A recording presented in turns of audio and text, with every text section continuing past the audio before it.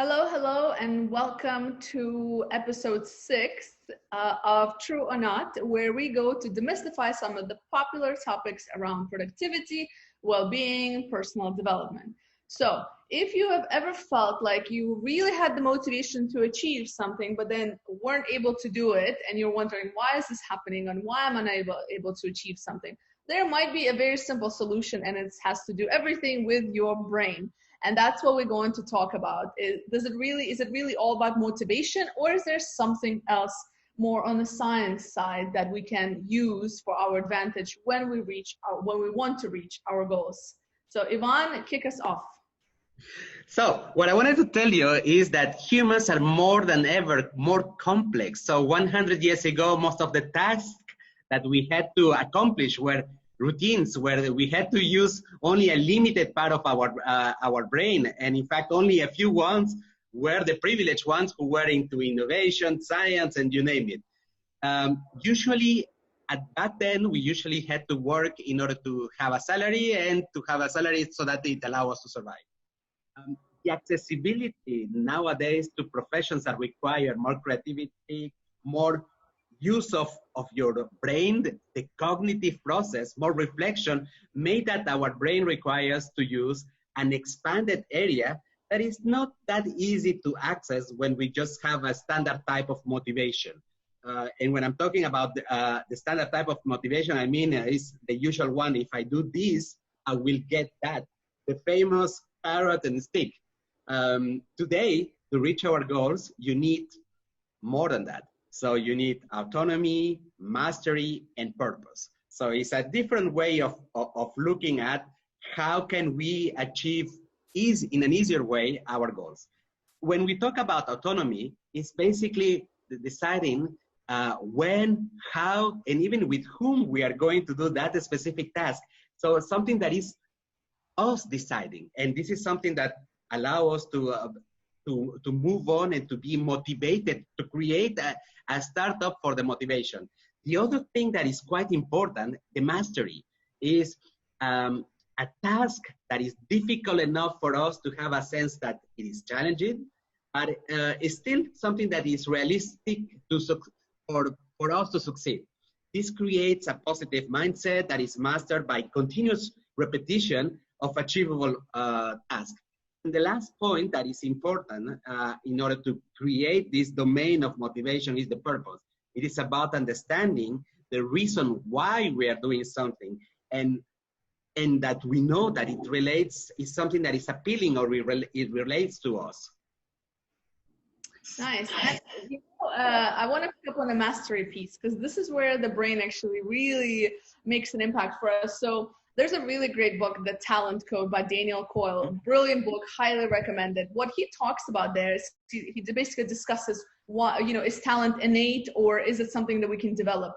And an important part he mentions there is the fact that practice, that mastery, is very important. Why is it important? Not just for the sake of getting better at something. In fact, it has to do everything with our brain. So what happens is when you're continuously practicing something, right? Nerves are essentially fired, and they fire through a circuit, and the messenger, there's like a little messenger that we don't know exists, of course, but there's a messenger. It's called myelin. So myelin is the substance that basically gets those nerves from A to B. And what happens when you practice something, especially a new task, that myelin gets stronger and stronger, which then becomes automatic for you to do something. So it goes back to that whole habit creation, right? Why is it some things are automated for us? It doesn't require any effort for us to do, while others are difficult. That's because myelin is stronger on the automated parts. So this is where the mastery comes in. It's super important. And another important part when it comes to myelin, which is that substance, right, is our willingness and openness to fail. Because actually it's like a muscle that you exercise, and it becomes even stronger the more we fail and then try that thing again and get better. So again, if you want to think of it as a muscle that you need to keep stronger, and you need to keep pushing it to the next level and the next level, which is why challenges are so important, that we need to have those in order for us to grow and expand. And a final part also is, again, in that book, what he talks about is some of the top talent that's been developed around the world. So an example he gives is the tennis champions around the world. There's a famous trainer in Moscow. She has a really just simple gym where she trains some of the best champions, the Russian tennis players around the world. And what she teaches them there actually is when they join her programs, for training programs, they have to sign a piece of paper that they are okay with the fact that they're not going to play competitively until 3 years down the road. She makes the parents sign the same thing because she said, you are going to first develop your skill. And the way she develops those skills over the 3 years is purely with those small steps. So they don't go into the tennis court and start playing. No, what they're doing is they're spending months and months just practicing the technique, the racket, right? So just the movement of the arm. They spend months just doing that before they even get their chance on court. And then even when they do, again, months to practice the actual game before they actually get to the to be able to actually practice with a competitor.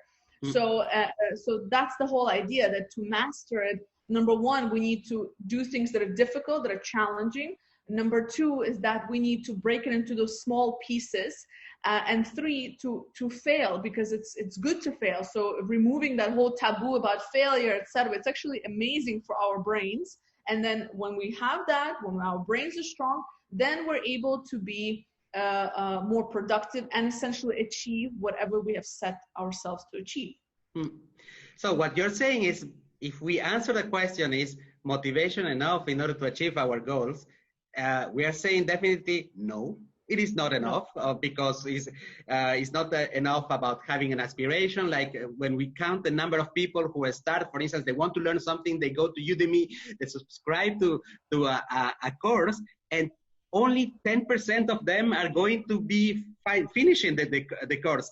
How many people subscribe to gyms for 1 year and they drop in the middle? So thinking about it, so motivation is not enough. It's just like having an aspiration. You need to have in your brain clear pieces of chunks of behaviors. You need to be able to, these behaviors, to make them repetitive so that you can use the effect of the myelin in order to exercise the muscle that you were mentioning before. Absolutely. Much simpler than we think, and you don't need to stay motivated. You just need to know how the brain works. Thank you, Elena. So we see each other next week. See you next week. Bye. Bye.